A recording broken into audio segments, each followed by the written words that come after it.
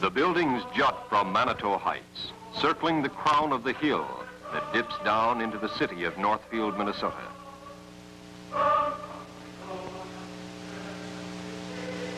This is St. Olaf. She has been here since 1874. The cluster of buildings, her student body, a consecrated faculty, and a set of ideals she has never found it necessary to change. In the last century, St. Olaf has accumulated a variety of legends and folklore.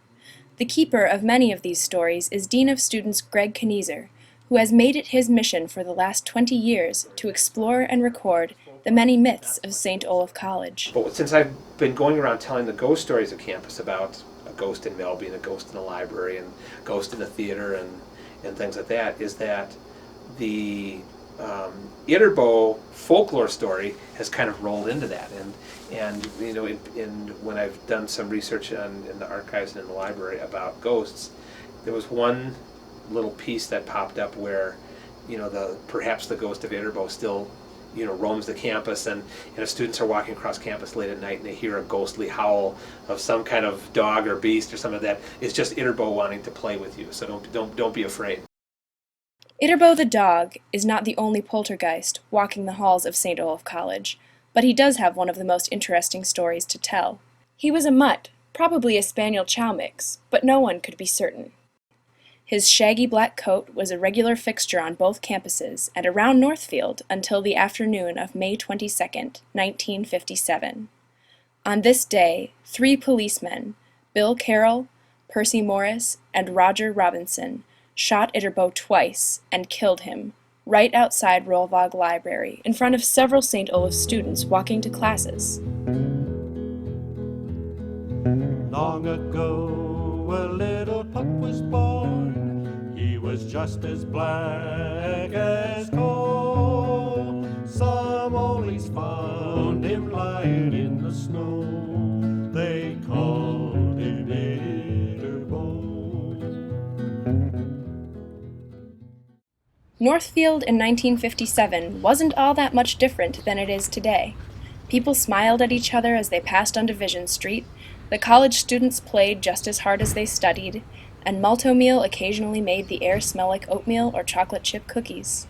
Local community fixture Dan Freeman remembers the sense of friendship and unity that he felt existed at the time between the town and the 2 colleges. Always felt as though both schools were great neighbors, and we were just happy to have them in town. He grew in stature and in fame, and on the hill he took his reign. He kept his watch over Manitou, our beloved Ytterboe. Ytterboe's entrance into the Northfield community is something of an unsolved mystery, even to this day. According to one source, he was brought to campus by Bob Evans, who left St. Olaf to become a pastor at Plymouth Youth Center, and left Ytterboe behind him. The more common story is that he was actually hit by a car and rescued by students, nursed back to health in the kitchen of Ytterboe Hall, and then refused to leave the premises. That he started coming to the dorm for food, and you know, they brought him in and fed him, but always were thinking that someone would come and get him. I think they tried to find an owner. Nobody ever showed up, so they just kept giving him scraps. Regardless of his origins, Ytterboe made himself at home in Northfield, spending his days wandering between the 2 colleges and stopping in town to get a meal wherever he could find friends to feed him. You know, at the dedication of Bow Chapel, when everyone was going into the chapel, here comes Ytterboe the dog. And then one of the professors turned and said, "I don't think you're Lutheran." And as if Ytterboe understood, he turned around and trotted back out. Now, it should be mentioned that not everyone was so happy to see his shaggy black head around town. In fact, Ytterboe was a long-time resident of the dog catcher's list. People people knew that the dog was Surly? It was no apparent home. He may have belonged to someone down on St. Olaf Avenue someplace, but he was spending all of his time up there. And people would bring food out like that, and so he got by on that. But it was not a kind of dog that you would pet and deal with that way. And there were a couple other dogs around that seemed to be friendly toward one another. At this time in Northfield, there was a strict leash law that required all dogs to be on leashes during the month of May. Not only was Ytterboe unleashed, but he was also unlicensed. However, this tiny legal issue never seemed to faze the steadfast mutt. Actually, not much seemed to faze him at all. Not even when some Carleton students peroxided a giant C into his dark coat.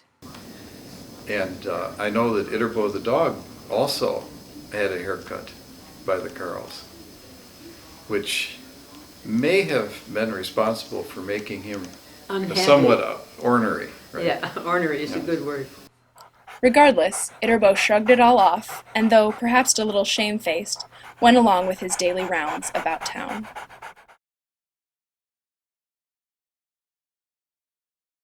On the morning of May 22nd, in 1957, Ytterboe was going through his usual routine when he came across Dean Carroll, the 7-year-old son of policeman Bill Carroll. Dean later said that Ytterboe tried to eat their family gardens, and when he attempted to stop the dog from ripping the plants up, Ytterboe turned and bit him on the forearm. When Bill heard the news, he and 2 other policemen, Roger Robinson and Percy Morris, went to the St. Olaf campus to retrieve the dog they now believed not only to be unlicensed, but a threat to the community. They came around the bend underneath, below what we call the ad building. That was a Holland Hall, and a high rate of speed. And slammed on the brakes so that it left a strip on the rubber on the street. They found Ytterboe wandering across campus and began to chase him.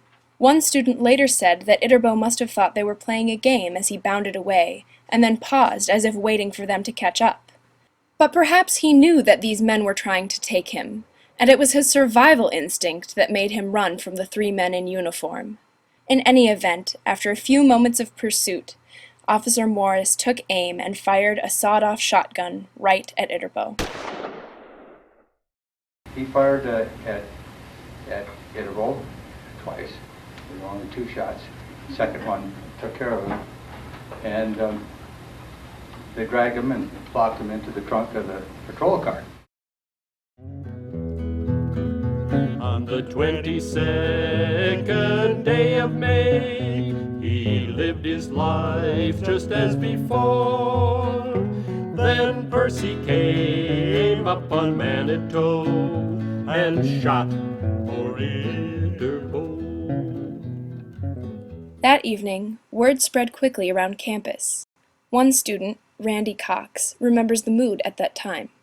I was studying in the library on the day when the dog was shot. At first I thought I heard a car backfire, but the word swept the campus like a proverbial wildfire, and for 2 or 3 days there was practically no other topic of conversation.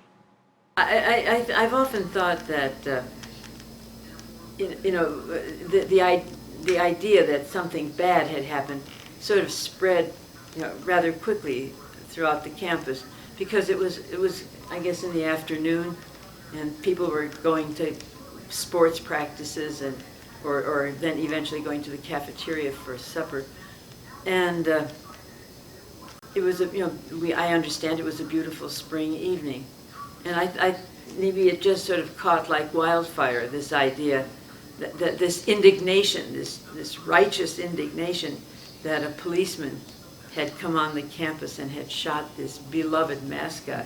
There were a lot of students on the hillside between the library and Holland Hall studying, sitting down there and just taking it easy. And there could have been as many as 30, and they were thoroughly shocked. Then it didn't take long for those people to react and get back to the dormitories, and then they called up their friends at Carleton, let's have some action here. Students were angry and hurt at the sudden and seemingly unwarranted murder of their beloved mascot and friend. Soon, hundreds of young people from both Carleton and St. Olaf, along with some members of the Northfield community, had converged on Bridge Square, famed for its connection with the defeat of the James Younger gang. The tavern and said, "There's a mob in Northfield." The mob of students and observers seemed to carry a variety of emotions. There were those who needed an outlet for their grief, those who were simply curious, and those who were genuinely outraged. It may have been the latter group who created a straw model of Patrolman Percy Morris and burned him in effigy in Bridge Square. I was disappointed in the burning in effigy. I didn't like that idea at all. That was done down in Bridge Square, probably by some Carleton guys. The students surrounded the police station, stretching down Main Street, and called to the men inside. "We want Percy. Get Percy out here. We want Percy." And everybody was cheering, hollering, "We want Percy." "I'm not going to give him to you," he said. I'm not going to hand him over. You'll kill him." "Yes, we will." Police Chief Leno Brandt attempted to calm the situation and told the crowd, "Nobody loves dogs more than I do. We didn't mean to kill him."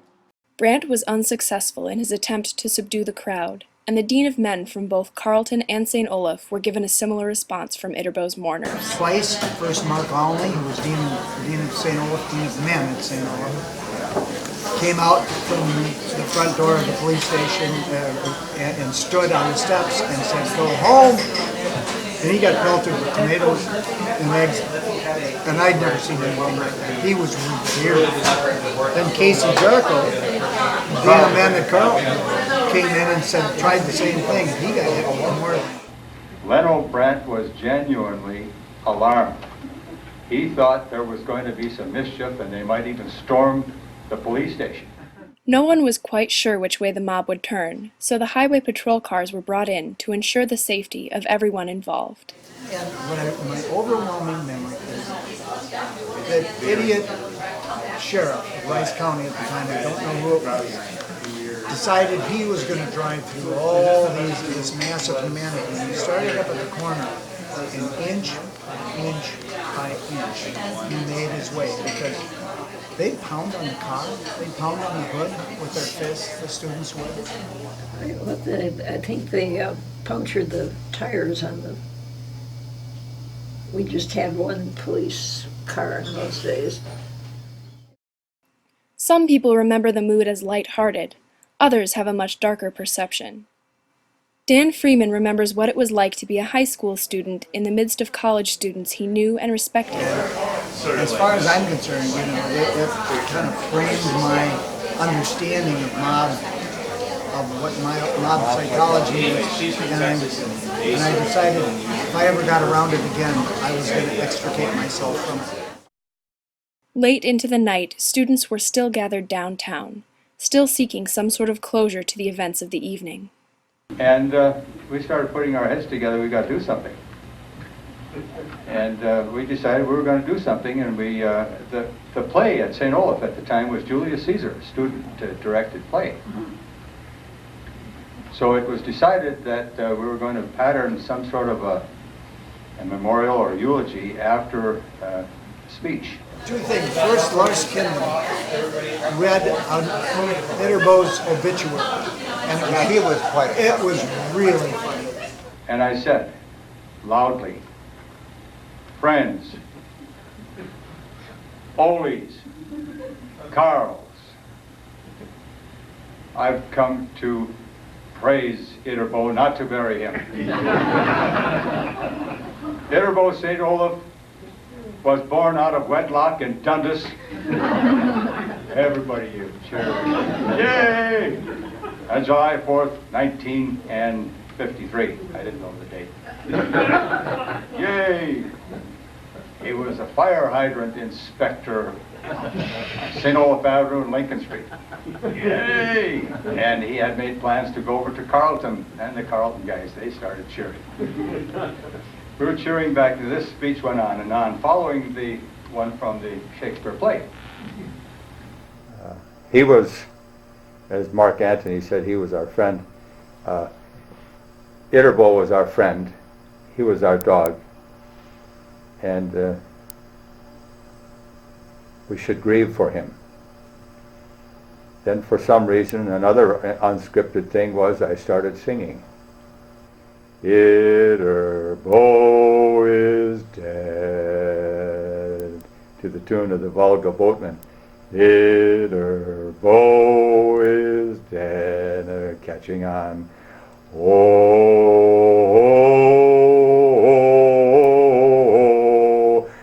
Ytterboe is dead. And it goes on with hundreds and more hundreds and maybe a couple thousand voices, this dirge going on. Ytterboe is dead. Before the crowd had drifted away, Leland Meebist, St. Olaf student body president, shouted, "There's going to be a funeral on Friday. Friday. Funeral."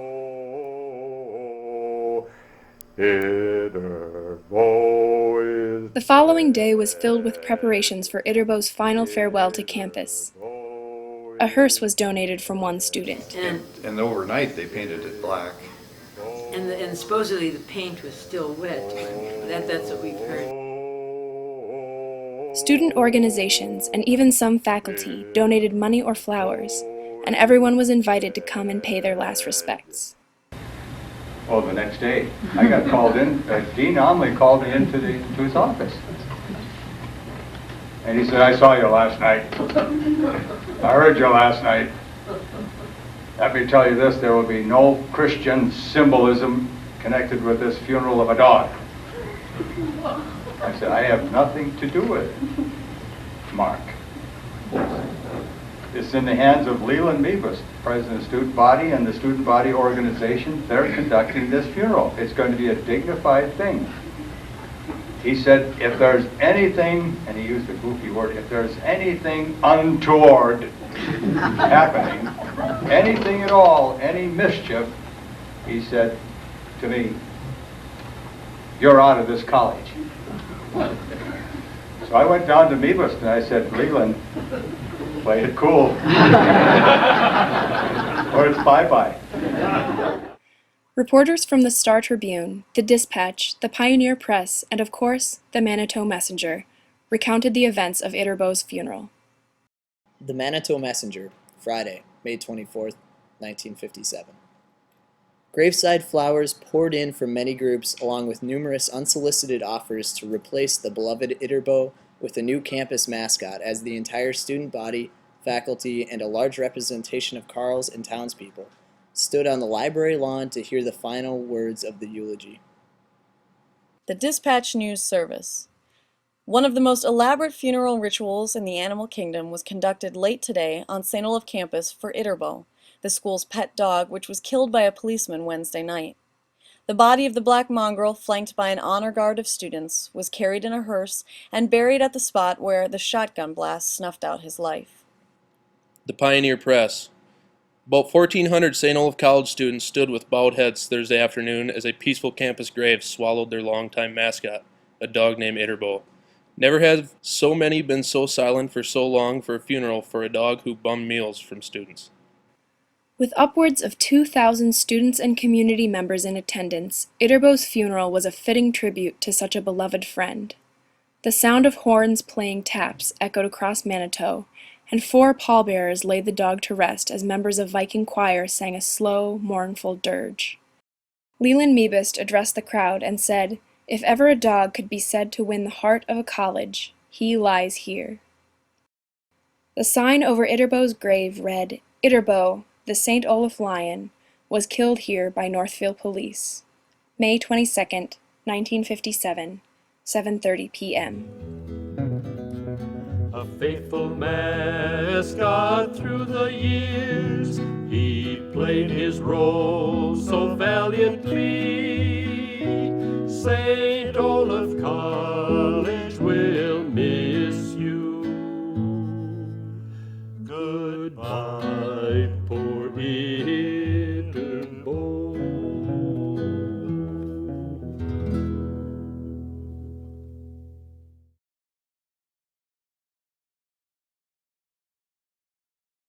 Many people have looked back on these events and have wondered why they happened the way they did.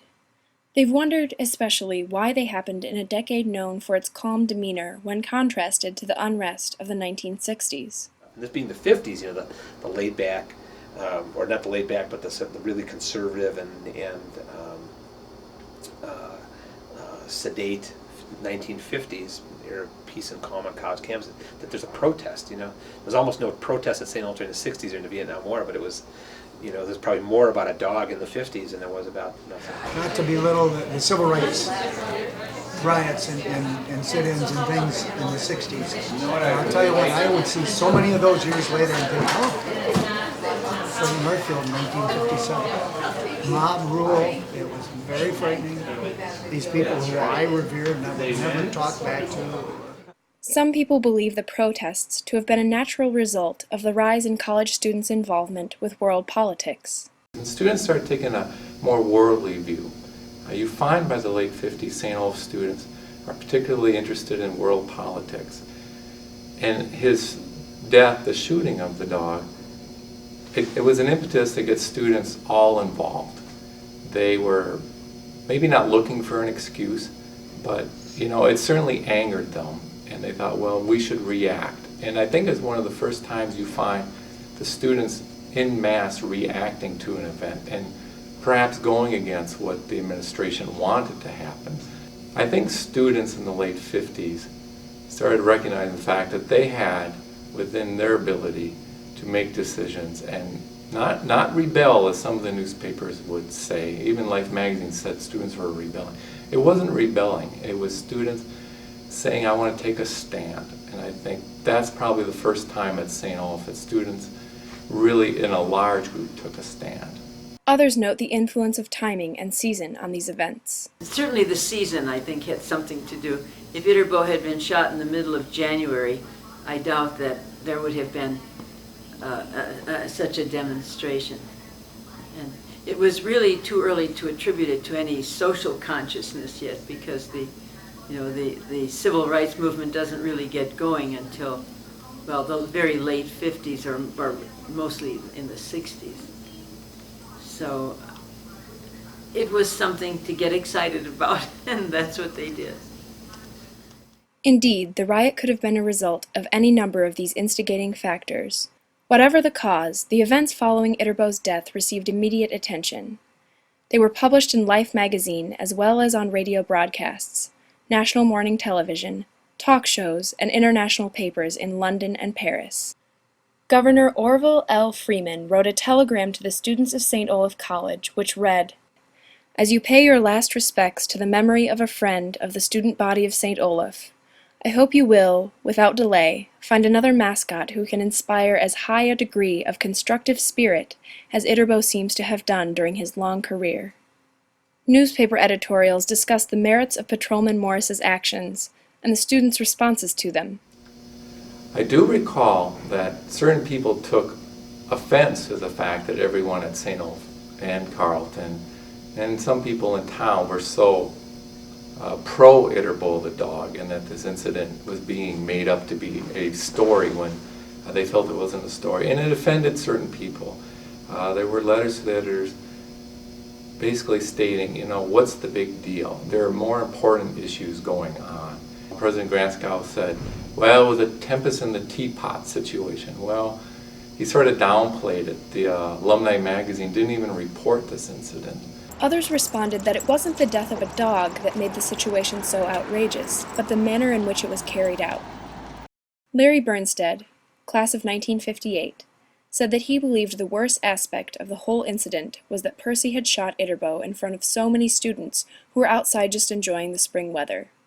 This was echoed in a Manitou Messenger editorial, which said, "As students, we have a legitimate gripe and moral responsibility to lodge string protest against any shooting within range if students are on campus."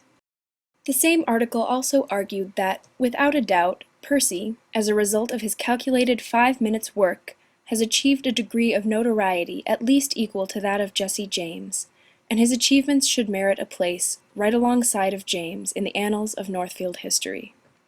Mrs. Morris complained that this persecution of Percy was prejudiced and one-sided. "I wish people would get both sides of the picture," she said. The dog may have been a pet all right, but phone calls have come in complaining about him. He's been on the dog catcher's list for quite a long time, and he didn't have a license.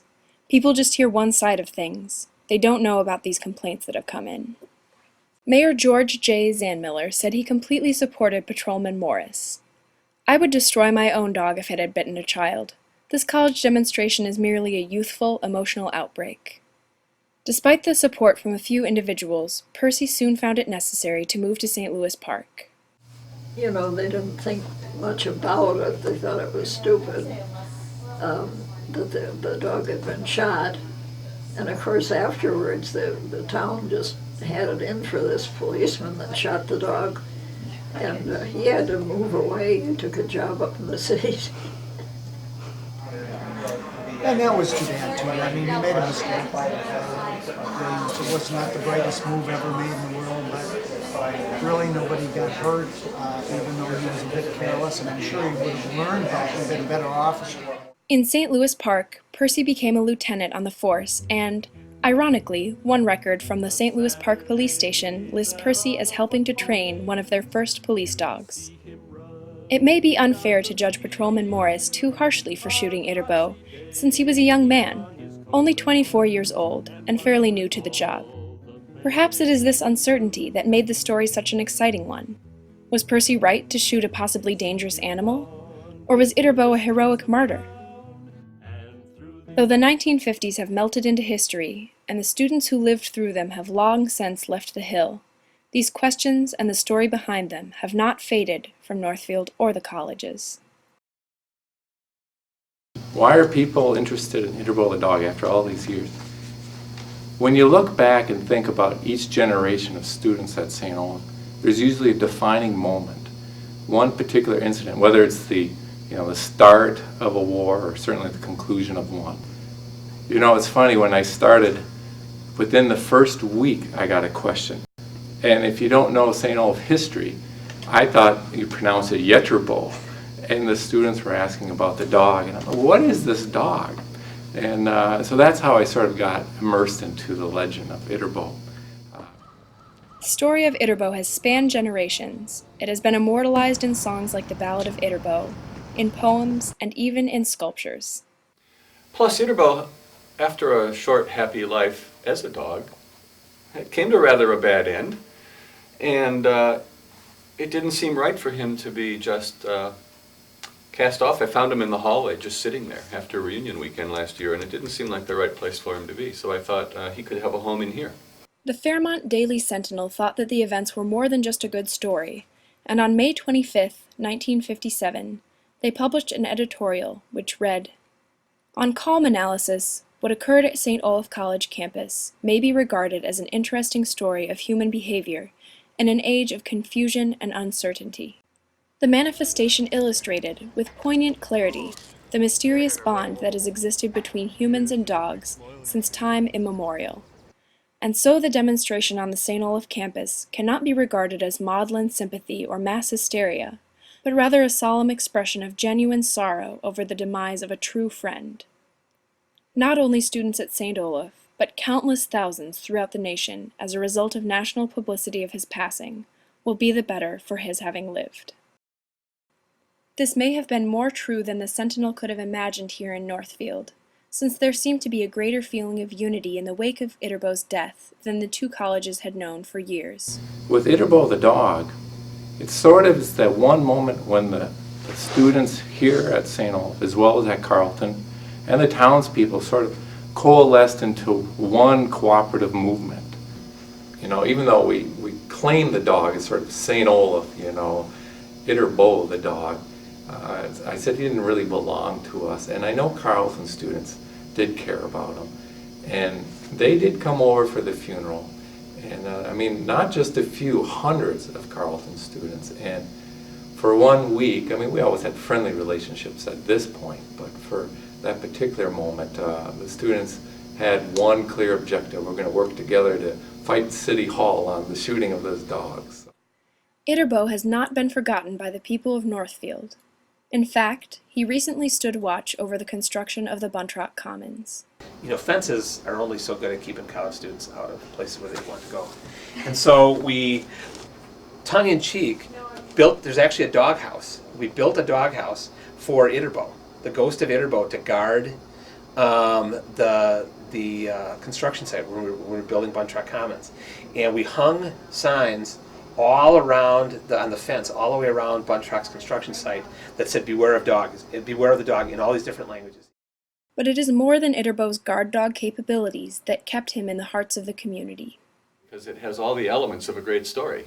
You know, excitement, drama, pathos, indignation, moral outrage, you know, the kind of affection you feel for animals, what's not to like about it? So the fact that this story keeps getting told and continues to be of interest probably tells us more about ourselves and the ways we fashion to keep our community together than it does about the story itself.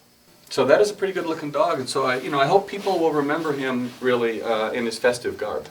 Well, you know, we sit here and we're talking about Ytterboe the dog, and it sort of makes me just chuckle to think, you know, not that the dog would understand it, but here we are 51 years later, and he's going to star in a documentary.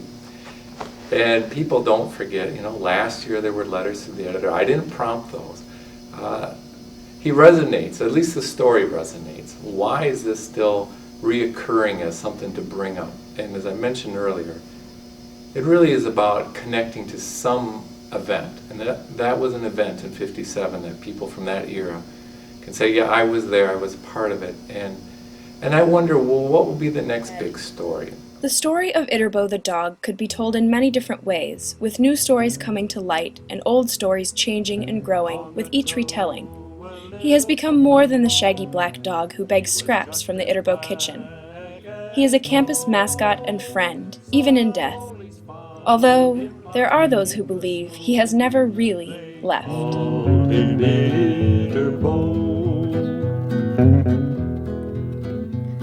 He grew in stature and in fame, and on the hill he took his reign. He kept his watch over Manitou, our beloved Ytterboe.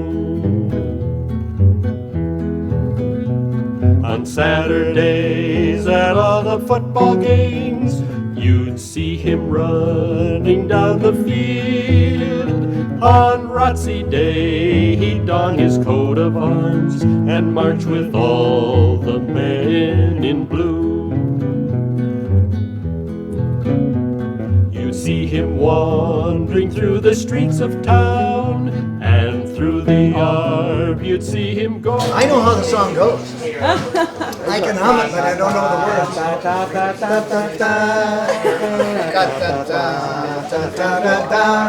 Then Percy came and shot him dead.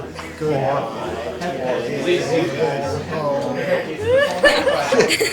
At Ytterboe, all loved this dog so very dearly. They hated to see him go. When other doggies threatened his domain, he'd chase them off with a lion's roar. Straight down the hill with tails between their legs, they would return no more.